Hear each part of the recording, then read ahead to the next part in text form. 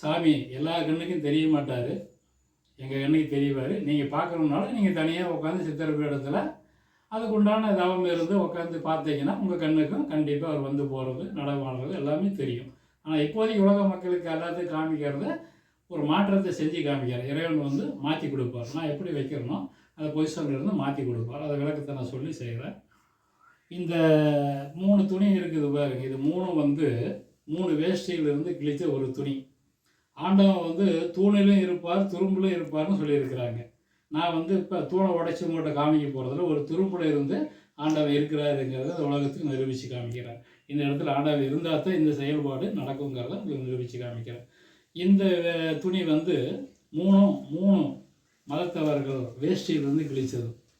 இது வந்து ஒரு முஸ்லீம் மதத்தவனுடைய வேஷ்டியிலிருந்து கிழித்த ஒரு துண்டு துணி. இது இந்து மக்களினுடைய ஒரு வேஷ்டியிலிருந்து கிழித்த ஒரு துண்டு துணி. இது கிறிஸ்டின் மதத்திலிருந்து ஒரு வேட்டியிலிருந்து கிழித்த ஒரு துண்டு. இது 3 துணி இருக்குது. இதில் மும்மதமும் சம்மதம். மும்மதத்தில் எந்த மதமாக இருந்தாலும் சரி இறைவன் ஒன்றுங்கிறத நிரூபிக்கிறதுக்காகத்தான் நான் இந்த வேலையில் இப்போ செஞ்சு காமிக்க போகிறேன். இங்கே வேறுபாடு அப்படிங்கிறதே கிடையாது. இறைவன் ஒன்று தான். யார் கூப்பிட்டாலும் இறைவன் பூமிக்கு வருவார் அப்படிங்கிறத நிரூபித்து காமிக்கிறதுக்கு தான் இப்போ செய்கிறேன். இந்த 3 நபர்களுடைய 3 வேஷ்டியிலிருந்து கிழித்த துணி இது. நல்லா பார்த்துக்குங்க. இந்த துணியில் நீங்கள் டைரெக்டாக யார் வேணாலும் இந்த உலகத்தில் வந்து டைரெக்டாக நீங்கள் செக் பண்ணிக்கலாம். இல்லை நீங்களே ஒரு வேட்டியை கட்டிக்கிட்டு வாங்க. இந்த வீடியோவை பார்க்குறவங்க யார் வந்தாலும் சரி அவங்க வேஷ்டியிலிருந்து இது மாதிரி ஒரு 3 துணியை கிழித்து அதுலேயே நான் இந்த சக்தியை நான் உங்களுக்கு காமிக்கிறேன். நான் இப்போதைக்கு இதில் நான் உங்களுக்கு செஞ்சு காமிக்கிறேன்.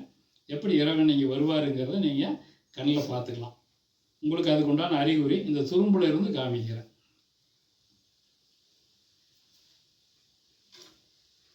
இது இங்கே இறைவனுக்காக வளர்க்கப்பட்ட தென்னை மரத்திலிருந்து எடுத்த ஒரு தென்னை ஈர்க்கு. இது பார்த்துங்க. இந்த 3 துணியை நான் எப்படி வைக்க போகிறேங்கிறது பார்த்துங்க. பாருங்கள், 2ஆக மடித்தாச்சு. இந்த துணியை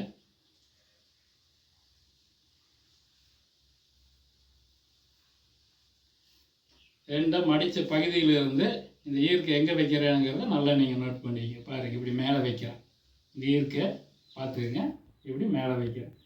இதுக்கு உள்ளார வைக்கல, நான் இதான் மேலே வச்சுருக்கிறேன். நல்லா பார்த்துக்குங்க. மேலே வச்சு இப்படி மடிச்சிடலாம்.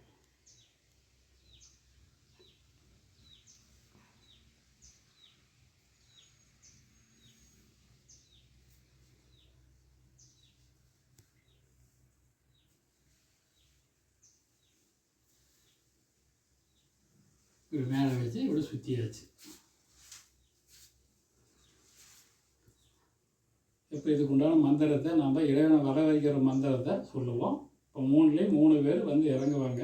இதில் யார் வந்து குறி சொல்கிறாங்களோ அவங்க வருவாங்க. இதில் அவர் எந்த தெய்வங்கிறத நான் கடைசியாக சொல்லுவேன். இதில் என்ன எழுதியிருக்கேங்கிறத நான் படித்து சொல்லுவேன்.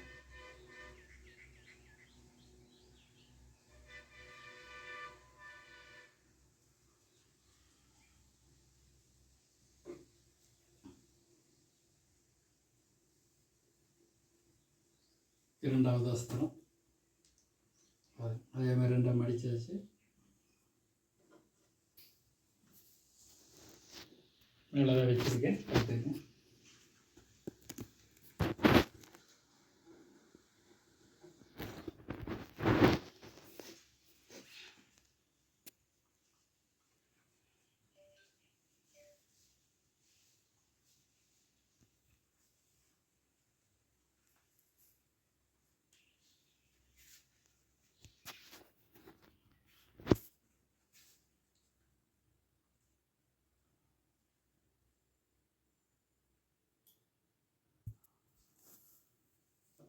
இது 3வது அஸ்திரம்.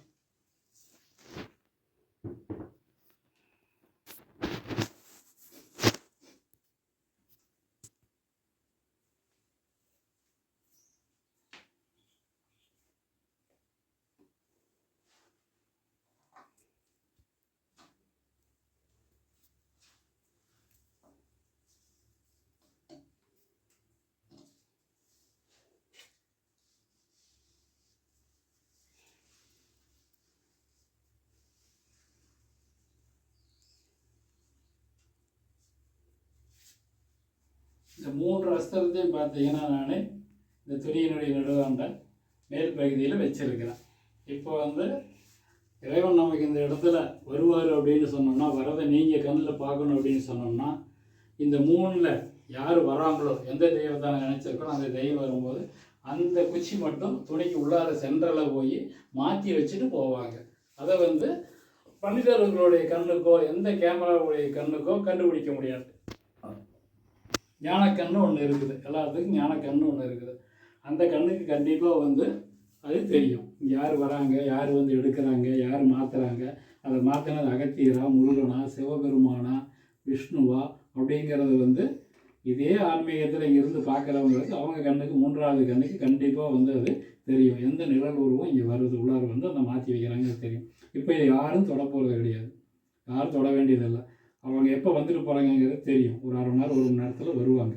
வந்துட்டு போனதுக்கப்புறமேல் நாம் எடுத்து பார்த்து உங்களுக்கு அதை ஓப்பன் பண்ணி கண்ணில் காமிக்க போகிறோம்.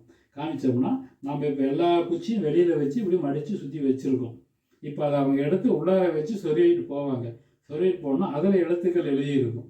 நான் என்ன கேட்டிருக்கிறேன், இந்த நாட்டை பற்றி கேட்டிருக்கேன் ஒரு விஷயங்கள், அதுக்குண்டான பதில் வந்ததுன்னா அதில் வந்து அந்த ஒரு குச்சி மட்டும் உள்ளார போகும். இல்லை 2 பதில் வந்ததுன்னா 2 குச்சி உள்ளார போயிருக்கும். அதை வந்து உங்களுக்கு நான் 1/2 மணி நேரம் கழித்து நான் ஓப்பன் பண்ணி காமிக்கிறேன். நான் சாமி கும்பிட்டு நம்ம வெளியில் போயிடலாம்.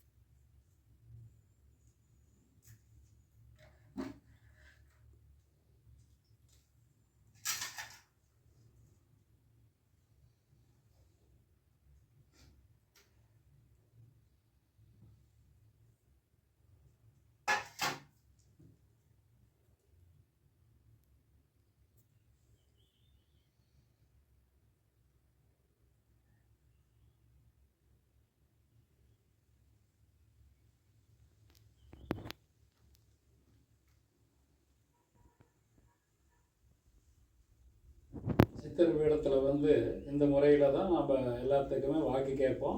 இதுதான் வாக்கு கேட்கறது முன்னாடி வாக்கு கேட்கறது இப்படி தான் கேட்டு சொல்லுவோம். சித்தர் பீடத்தில் நாமளாக வாய் திறந்து நம்ம சொல்கிற வாக்கெல்லாம் கிடையாது.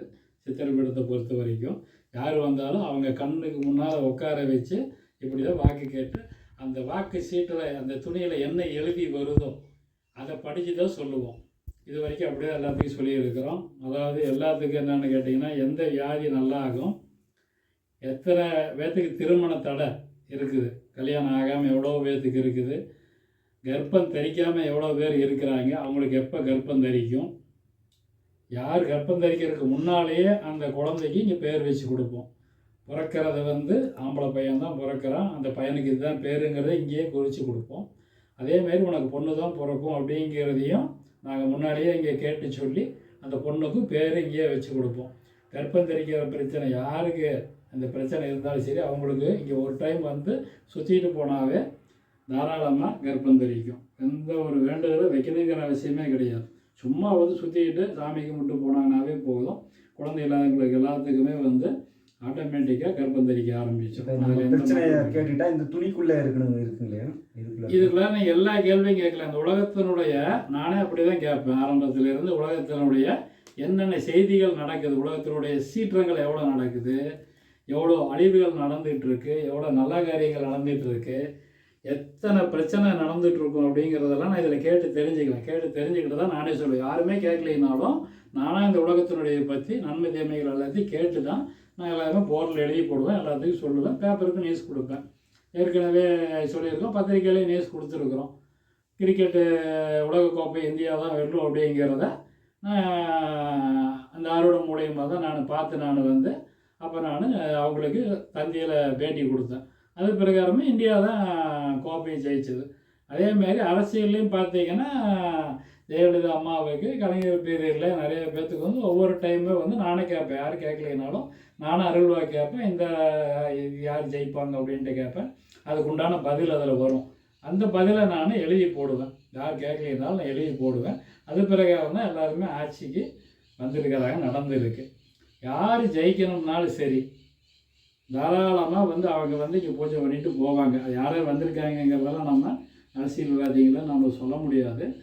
ரகசியமாக வருவாங்க, கேட்பாங்க, கேட்டு தெரிஞ்சுட்டு போவாங்க. எல்லாமே ஜெயிச்சிருக்கிறாங்க. அரசியல்வாதிங்கன்னு கிடையாது, எந்த விஷயமா இருந்தாலும் சரி, இந்த உலகத்தினுடைய கேள்விகள் எந்த வியாதியாக இருந்தாலும் சரி, அதே மாதிரி வந்து தாராளமாக கேட்டு தெரிஞ்சுக்கிட்டு அதுக்கு தகுந்த மாதிரி அவங்க நடந்துக்கிட்டாங்கன்னா ஆட்டோமேட்டிக்காக அவங்க வந்து உடம்புல இருக்கிற வியாதியும் போக்கிக்கலாம். கண்ணுக்கு தெரியாத அமானுஷ்ய சக்திகள், எந்த ஒரு துஷ்ட பிரச்சனைகள், பேய் பிடிச்சது, பில்லி சூனியம் பிடிச்சது, எதுவாக இருந்தாலும் சரி, யார் செஞ்சாங்க, எப்படி செஞ்சாங்க, எப்போ நிவர்த்தி ஆகும், எப்படி நிவர்த்தி ஆகும் அப்படிங்கிறது எல்லாமே இந்த வாக்கில் வந்து கண்டுபிடிச்சி சொல்லிடுவோம். கண்டுபிடிச்சி சொல்லிவிட்டு அதுக்கு உண்டான பரிகாரத்தை சொல்லிடுவோம். அதை வந்து அவங்க பண்ணிட்டு போயிடலாம். பெரிய செலவெல்லாம் கிடையாது யாருக்குமே. சாமிக்கிட்ட பாரத்தை ஒப்படைச்சிட்டு அதுக்கு தகுந்த மாதிரி சாமியை கும்பிட்டு போனாங்கன்னா போதும். பல லட்சங்கள் செலவாகும், பல கோடி செலவாகும் ஒவ்வொரு பிரச்சனைக்கு அப்படின்னலாம் வந்து யாருமே நினைக்க வேண்டியதே கிடையாது. எல்லாருமே வந்து பூஜையில் உட்காந்து அவங்க பிரச்சனை என்னங்கிற சொல்லி அதுக்குண்டான தீர்வு எப்போ நடக்குங்கிறத அப்பயே சொல்லிடுவோம். வாக்கிலே வந்துடும், எல்லாமே வெளியில் வந்துடும். உனக்கு இப்போ நடக்கும், உனக்கு இப்போ நடக்காது, உனக்கு இத்தனை மாதம் நடக்கும் அப்படிங்கிறது எல்லாமே கம்ப்ளீட்டாக இந்த 3ல் உங்களுக்கு எதை நீங்கள் நீங்களே மார்க் பண்ணிக்கலாம். நீங்களே மார்க் பண்ணிக்கிட்டு அதுலேயே உங்களுக்கு உண்டான பதில் எல்லாமே இந்த வெள்ளை துணிகளை இந்த இது வந்துடும். எதில் வருதோ அதில் மாறி வரும். இப்போ நான் எப்படி வச்சுருக்கேனோ அது ஆப்போசிட்டாக மாறி வரும். எடுத்து காமிக்கிறேன், எடுக்கும்போது உங்களுக்கு காமிக்கிறேன், அது மாறி வரும். அதில் வந்து உங்களுக்கு உண்டான பதில் வந்திருக்கும். அப்போ வந்து அவங்க அமைச்சர் ஆகணும் அப்படின்னா கண்டிப்பாக வந்து அவங்க அமைச்சர் ஆவாங்க. அதில் எந்த மாற்றமே கிடையாது.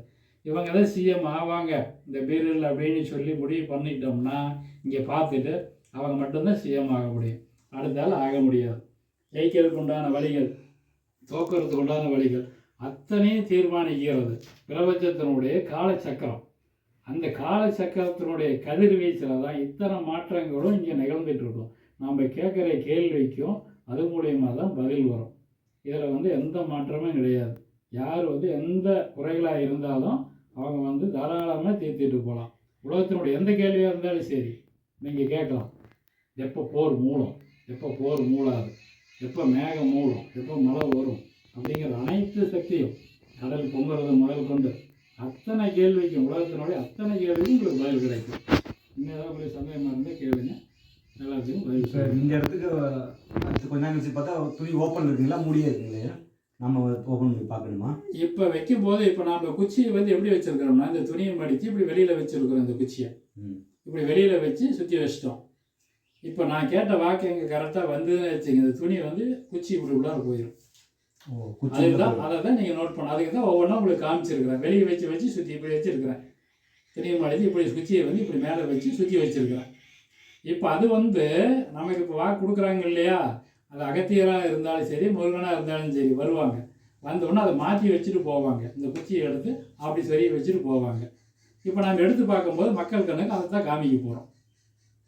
அதில் தான் இந்த பதில் வரும், மற்றதில் வராது. எதில் ஒன்று உள்ளார இருக்குதோ, ஒன்றுலையோ ரெண்டுலேயோ இருந்ததுன்னா ஒரு கேள்வினா ஒரு கேள்வி, ரெண்டு கேள்விக்கு உண்டான பதில் அதில் வெளியில் வரும். அதை நான் ஓப்பன் பண்ணி காமிக்கிறப்ப நீங்கள் மறுபடியும் அதை பார்த்துக்கலாம். இதில் என்ன எழுதியிருக்குங்கிறது படித்து சொல்லிடுவோம். சரி, தமிழில் தான் எழுதியிருக்கான். தமிழில் தான் எழுதியிருக்கும்.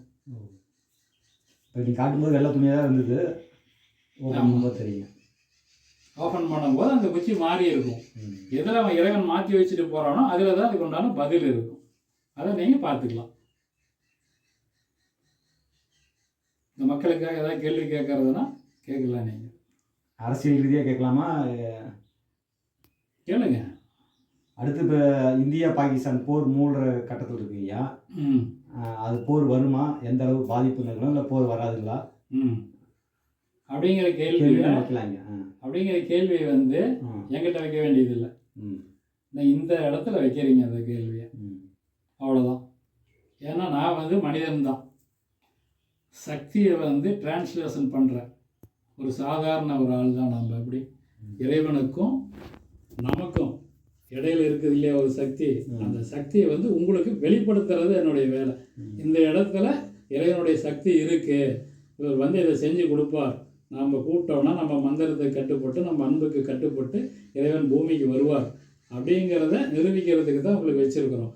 நானாக எந்த ஒரு உறுதிமொழியும் என்னுடைய வாயிலிருந்து எந்த ஒரு வாக்கும் சொல்ல போகிறது கிடையாது. நீ நல்லா இருப்ப, நீ சம்பாதிக்க மாட்ட, நீ அழைக்கத்தான் பண்ணுற அப்படிங்கிற வார்த்தை நம்மகிட்ட இருந்து நாம் எந்த முடிவுமே எடுக்க முடியாது. இது வந்து சுயமாக எடுக்கிற முடிவெல்லாம் வந்து இறைவனுடையது கிடையாது. ஆனால் இங்கே சிதறப்பேடத்தில் அப்படி கிடையாது. இறைவன் எடுக்கிற முடிவை அவர் சொல்கிற பதில் தான் இங்கே வாக்க பலிதமாக வரும். அதை மட்டும்தான் நம்ம படித்து சொல்லுவோம். அது இன்னும் ஒரு மணி நேரத்தில் உங்களுக்கு தெரிஞ்சிடும். சரி, கேள்வி கேட்டிருக்கோம். பதில் வரும். பதில் வந்தோம்னா ஓப்பன் பண்ணி பார்க்கலாம். அது வரைக்கும் கொஞ்ச நேரம்